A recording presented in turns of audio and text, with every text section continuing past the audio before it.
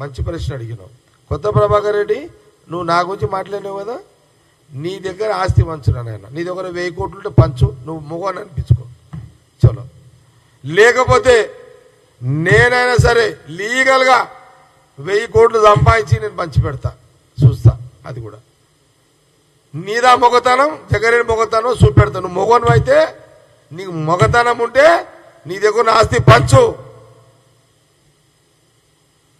లేకపోతే నేను ఆల్రెడీ మొగోనే పంచుట్లా, నేనైనా లీగల్గా పంచి లీగల్ సంపాదించి పంచుతా.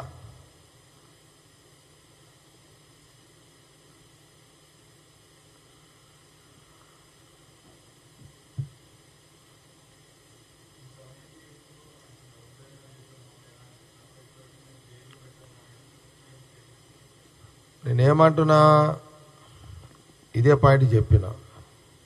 మీరు ఆ రోజు పిసిసి ప్రెసిడెంట్ హోదాలో ఉన్న కాంగ్రెస్ పార్టీ పిసిసి హోదాలో ఉన్న రేవంత్ రెడ్డి మీద చేసిన దౌర్జన్యము ఈరోజు సీఎం రేవంత్ రెడ్డి మీ మీద చేస్తలేడు, చెయ్యలేడు. ఇప్పటి వరకు మిమ్మల్ని ముట్టుకోలేడు.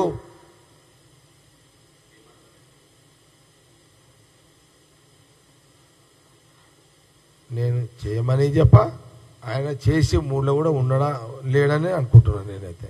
ఎందుకు అనుకుంటున్నా అంటే, ఆయన 3 వీళ్ళని ఇబ్బంది పెట్టాలని కాదు. ఆయన ఆలోచన ఏంటంటే, వాళ్ళు చేసిన అరాచకం, వాళ్ళు చేసిన తప్పులు, వాళ్ళ అవినీతి ప్రజలకు పెట్టాలనుకుంటున్నాడు. అది కాంగ్రెస్ పార్టీ లైన్, అది ఆయన పెడుతున్నాడు. That's all.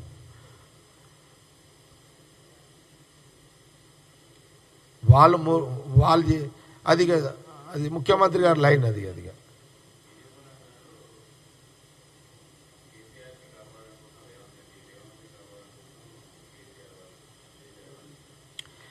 భయ్. బీజేపీ వాళ్ళ మాటలు పట్టించుకోవద్దు భయ్. ఎందుకంటే ఇగో, ఎవరు ఏదన్నా కాదన్నా కాంగ్రెస్ పార్టీ ఆనాటి before independence, after independence, still secular party. సమస్త కులాల మతాల ప్రజలను కాపాడడమే కాంగ్రెస్ పార్టీ, రాహుల్ గాంధీ వాళ్ళ కుటుంబం యొక్క పాలసీ.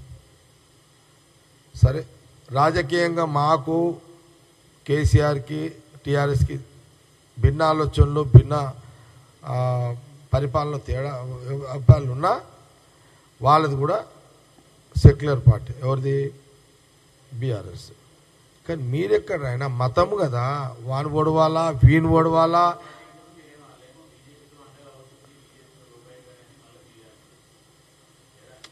నేనేమంటున్నా అంటే, అది ప్రాంతీయ పార్టీ. ప్రాంతీయ పార్టీగా వాళ్ళకు ఎవరైనా కలవచ్చు కేసీఆర్. నేను దాన్ని గురించి మాట్లాడను. మాకు బీజేపీకి ఎప్పుడు పంచాయతీ ఉంటూనే ఉంటుంది. మాకంటే ఆ కుటుంబంతో, ఈ బీజేపీ ఆర్ఎస్ఎస్ తోటి ఎప్పుడు పంచాయతీ ఉంటూనే ఉంటుంది. ఈనాటిది కాదు ఇదంతా. ఆ గాంధీ కుటుంబాన్ని, ఆ రాహుల్ గాంధీ కుటుంబాన్ని ఆనాటి నుంచి ఈనాటి వరకు ఈ దేశ రాజకీయాల్లో వాళ్ళని లేకుండా, వాళ్ళ ఉనికి లేకుండా చేయాలి, నోటు మీద గాంధీ బొమ్మ లేకుండా చెయ్యాలనేదే బీజేపీ ఒక లైన్ ఉంటుంది.